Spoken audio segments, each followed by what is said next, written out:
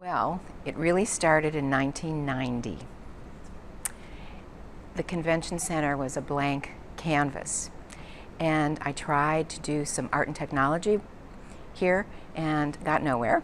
And SMG, the management company, who is now Ron King, Dave Johnson, they were interested, and Sam Roth and David Deming were the first exhibitors here, and it was a beautiful show. We didn't have lighting, and little by little it evolved.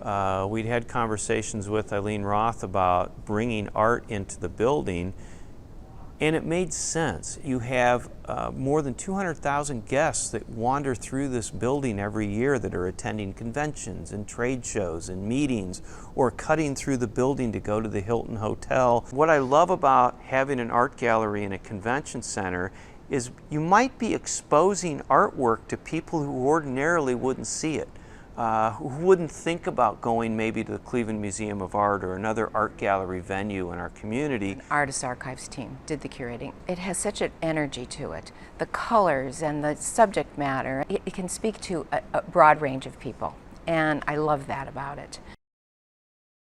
This painting was done when I went to France in 1985. During that time, I was exposed to all the remarkable painters like Matisse, Braque, all of my idols, Picasso, and so on, who changed space. And I thought to myself, I am going to experiment with flat space. When you have multiple planes going this way, every which way, all on one flat surface, this to me was a remarkable event. I had gone to Mexico to paint in 89, but then a couple of years later I decided to build a house. What happened then was that as I was painting and as I was building, the compartments in the actual building and the compartments in my painting started to be similar. The subject matter is, what do I know the best?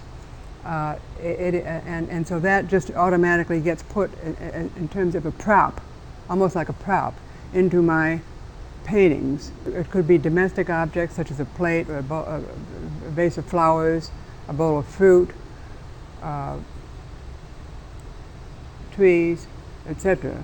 I love to explore, and so I don't become a prisoner of the object for very long. I keep moving along because of that. I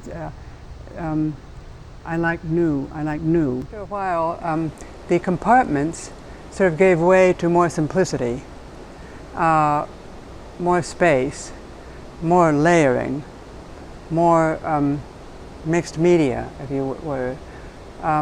There's an awful lot that's underneath that you don't really quite see. The imagery, the imagery is less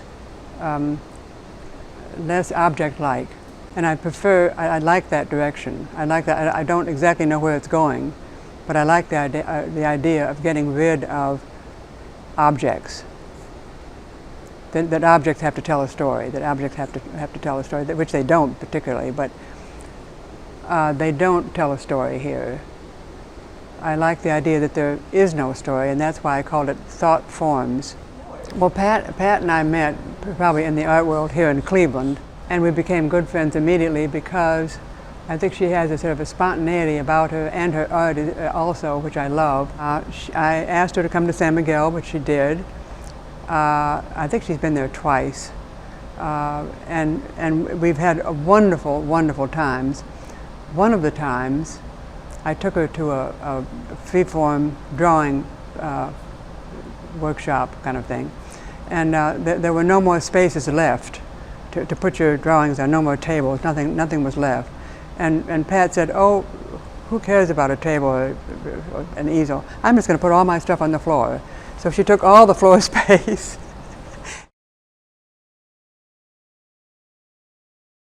Still life has been of interest to me for a long time, and I think I wanted to explore the boundaries of the still life and some of the directions that it can take, because it's all about little objects that I find interesting.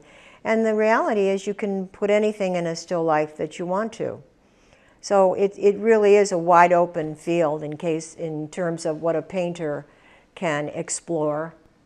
I think in this case, color as content is as important as the actual imagery.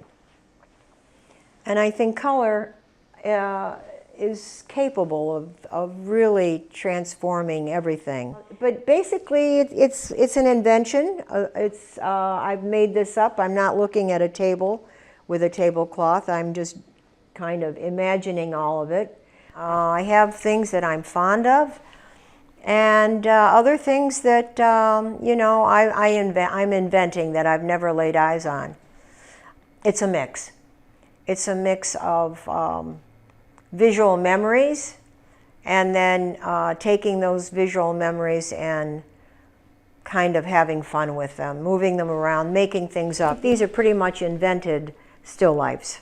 How I begin the paintings is a bit of a mystery to me. In this case, in this body of work, the idea of striped tablecloths was something that came to me. The work evolves with each passage, and then there's always a lot of overpainting. So I'd have to say that I don't have a specific thing in mind. I just begin, and a lot of playing. I like to play around. Color is, I pretty much live for color. I think color is what I do best. And I rarely make a mistake, frankly. Now, it's not to say I don't change colors and repaint them and overpaint them until I get the right one. So it's not that it's easy. I met Harriet, I would say probably 25 years ago. We ended up liking each other's work, and that kind of brought us closer. And then we ended up, I visited her in San Miguel de Allende. We began working together in terms of going to classes at the Instituto de Allende. We're sort of, partners in crime, you might say.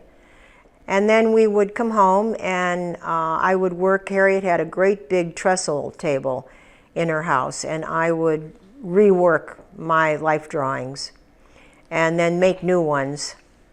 And then she would kind of review what I was doing. We'd chat about it. It was great fun, and we were two painters really having a wonderful time painting.